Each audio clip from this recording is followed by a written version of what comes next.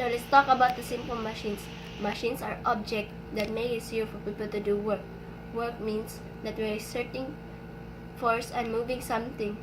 We won't have to use as much force with our simple machines.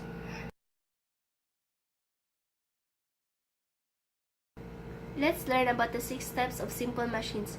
The 6 types of simple machines are: first, inclined plane; second, lever; third, well and axle; fourth, screw; fifth, pulley; sixth, wedge.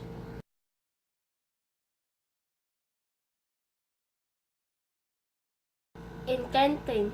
An inclined plane is a ramp that assists moving object up and down. Height.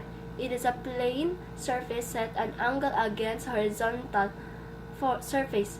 With the help of the inclined plane, we can push the mass stopping surface with much less effort.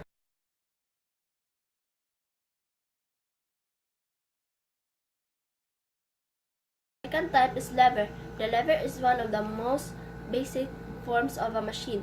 It helps us lift load with less effort. A lever can be described as a long, rigid body with a fulcrum along its length. The object you're lifting. The fulcrum. The fulcrum is the point at which the lever pivots. The effort. The force applied to make the object move. Levers are classified into 3 categories. Depending on the relative position of the load, the fulcrum, and the force, there are first class, second class, and third class. The first class, the fulcrum, is between the effort and the load. The second class is the load is between the fulcrum and the effort. The third class is the effort is between the fulcrum and the load.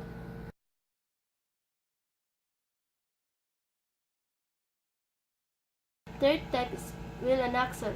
The wheel and axle is one of the 6 simple machines identified by Renaissance scientists drawing from Greek texts on technology.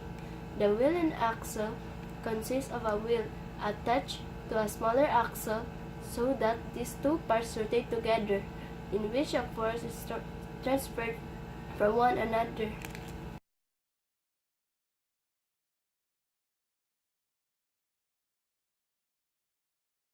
Screw. Screw is one of the most commonly used machines in the world. It is a machine conveys rotational motion in the linear motion.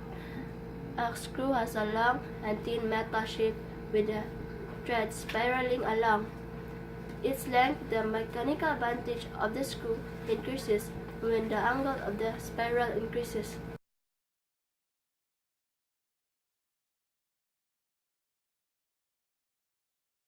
Fifth type is pulley.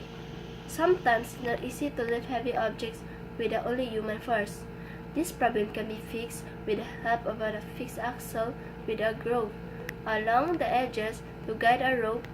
By decreasing the effort needed to lift the load, you have to apply the force for a longer period of time. When we place a heavy object on the axle to push it, the rolling of the wheels reduces the friction, making it easier to move.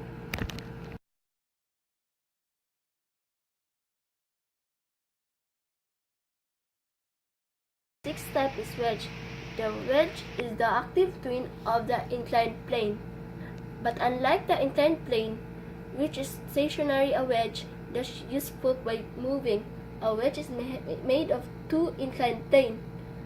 These planes meet and form a sharp edges for a wedge.